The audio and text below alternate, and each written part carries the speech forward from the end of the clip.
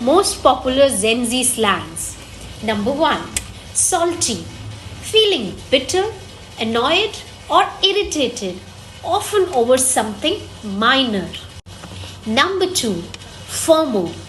Acronym for fear of missing out, referring to the anxiety for not being part of an exciting event or experience. Third, extra. Over the top, dramatic, or unnecessarily excessive behavior.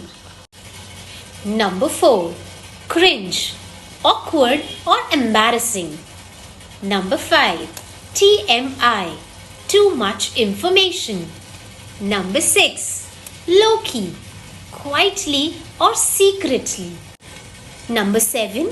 Throwshade. To criticize someone subtly. Which one was your favorite? Comment below.